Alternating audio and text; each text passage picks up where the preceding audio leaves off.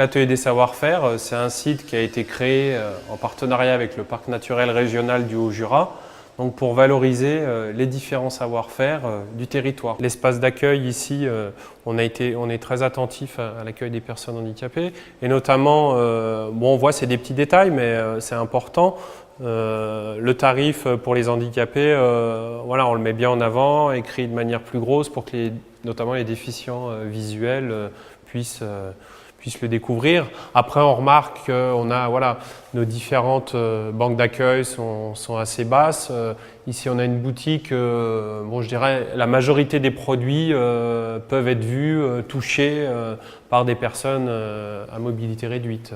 C'est un lieu qui a ouvert ses portes en 2007, donc où il y a une réhabilitation complète de ce bâtiment.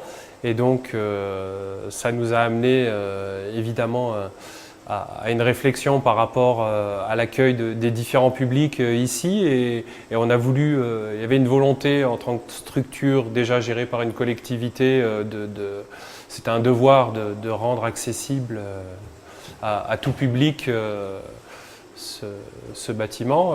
Ici on a une spécificité, c'est qu'on a un espace de démonstration où on a eu des artisans qui viennent montrer leur savoir-faire, donc c'est vrai que c'est un vrai plus, quoi, hein. Il y a une médiation humaine, les personnes peuvent échanger, discuter avec l'artisan, voir la création, les objets fabriqués sous leurs yeux, et donc on a des démonstrations de tournage, de mosaïque, d'une quinzaine de savoir-faire qui sont montrés à travers cet espace. Très vite, dès la première année d'ouverture, la structure s'est engagée dans une démarche de labellisation pour obtenir le label donc, tourisme handicap que nous avons obtenu donc, pour 3 handicaps, donc handicap moteur, handicap visuel et handicap mental.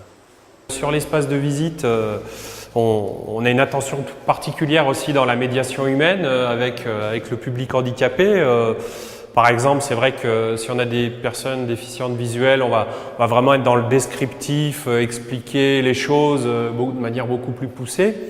Et pour les personnes avec un handicap mental, on va beaucoup illustrer avec des exemples, imager, montrer des objets pour bien qu'ils comprennent bien.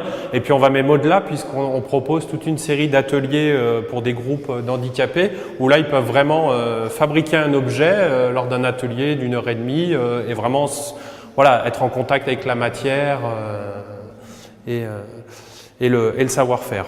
Depuis qu'on a le label, on a constaté beaucoup plus de demandes de la part des publics ou groupes de personnes handicapées. C'est vrai que ça nous apporte une meilleure lisibilité et le label joue bien son rôle de communication comme site adapté et pouvant accueillir dans de bonnes conditions les publics handicapés.